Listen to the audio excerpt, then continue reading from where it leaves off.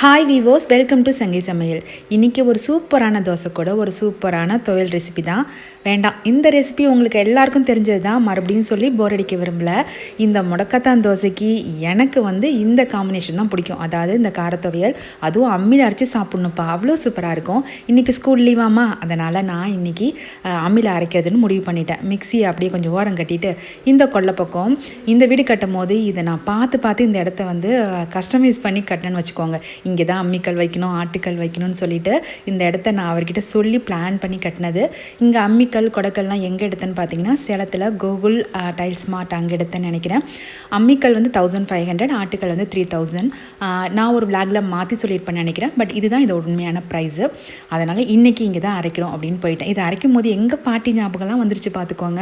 எங்கள் பாட்டி சின்ன வயசில் என்ன உட்கார வச்சு, எங்கள் பாட்டி தான் ரொம்ப பார்த்து வளர்த்தாங்க. அவங்க என்ன பண்ணுவாங்கன்னா நல்லா அம்மியில் அரைச்சி, எங்கள் வீட்டில் எப்போதுமே கொல்லை பக்கத்தில் இந்த கடலை எள்ளுலாம் போடுவாங்க. அதை செக்கில் ஆட்டி அந்த எண்ணெயோட ஸ்மெல் இருக்குது பாருங்கள். இந்த மாதிரி மிளகா சாந்தில் எண்ணெயை ஊற்றி நிறைய ஊற்றி அப்படியே சாப்பிடும்போது சாப்பிட்டுட்டே இருக்கலாம். அதே நினைப்போடு தான் இன்றைக்கி நான் அரைச்சேன். நல்லா அரைச்சி முடிச்சுட்டு, எப்பயும் நம்ம அம்மியை நல்லா க்ளீன் பண்ணிடணும். அரைச்சி முடிச்சதுமே அப்படியே போட்டுட்டுலாம் வந்துடாதீங்க. அரைச்சிட்டு சுத்தமாக க்ளீன் பண்ணிவிட்டு ஒரு தடவை பார்த்துப்பேன், நல்லா இருக்கா, ஓகே நல்லா தான் க்ளீனாக இருக்குது அப்படின்னு நினச்சிட்டு அப்புறம் நம்ம கிச்சனுக்கு வந்தாச்சு. அந்த துவையலில் எங்கள் அப்பா எனக்கு எண்ணெய் ஆடி கொடுத்துருந்தாங்க. அந்த எண்ணெயை நிறைய ஊற்றி 2 தோசை விட்டு சாப்பிட்டேன். செம்ம டேஸ்ட்டுங்க. யாருக்காவது இந்த மாதிரி எக்ஸ்பீரியன்ஸ் இருக்கா? இந்த மாதிரி சாப்பிட யாருக்கெல்லாம் பிடிக்கும் அப்படிங்கிறத கமெண்ட் செக்ஷனில் சொல்லுங்கள். முடக்கத்தான் தோசை உடம்புக்கு ரொம்பவே நல்லதும்பாங்க.